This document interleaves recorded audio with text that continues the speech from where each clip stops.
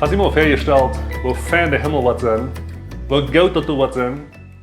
Hier war eine alte Frau, die hat eine Krankheit, sie fährt einen Doktor, und der Doktor sagt ihr, du hast noch 3 Monate zu leben, und dann ist dein Leben hier durch.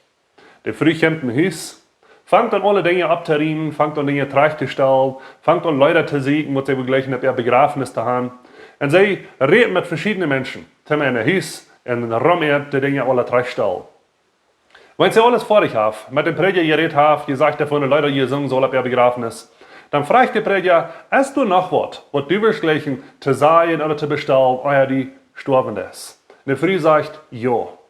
Ich will gleich, wenn ich gestorben bin, an mein Sorg, euer mich begraben, dass ihr mir würden eine Gofel an meine rechte Hand stellen.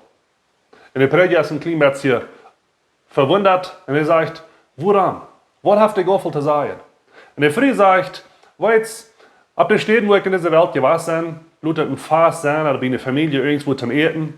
Wenn wir vor dich hatten mit das salte Eten, mit das strenge Eten, und du wird in das aufgeriemt, dann sieht jemand gewöhnlich, hol deine Gofel. Du kommst nach was säutet, du kommst nach was fernet, du passt dich nach. Eine ferne Nachspeise, ein fernen Dessert, ein Postre, was säutet, was säuer fernet. Und dort ging mir immer Säuerschein. Ich will eine Gofel an meine rechte Hand haben, und ab mein Begräbnis, wenn der Lied frauen, woran der Gofel, was mit der Gofel, dann sollst du dir sagen, das passt dich nach. Du kommst nach was Besseres. Wenn wir auf dieser Welt durch sind, die Troubles, die Schwierigkeiten, dort hier alle vorbei ist, dann kommst du nach was sehr Gutes. Dort ist der Himmel, der jeden Wort Gottes. In Offenbarung Kapitel 21, Vers 4 sagt dort du wirst keine Thron sein, du wirst kein traurig sein, du wirst keine Schwierigkeit sein, du wirst bloß Gutes sein. Gott selbst wird den letzten Thron aufwaschen. Du wirst bloß sehr fertig sein.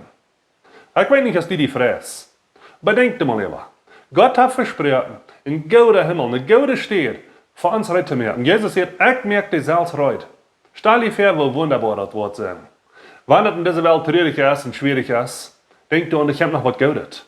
Was Gott versprochen hat für seine Kinder, für die, die ihm nur folgen, die ihm angenommen haben auf dieser Welt. Wo stehst du? Das heute zum Ewigen in den Himmel nehmen, dort wird sehr fern sein. Sagt die Bibel so. Gottes Segen.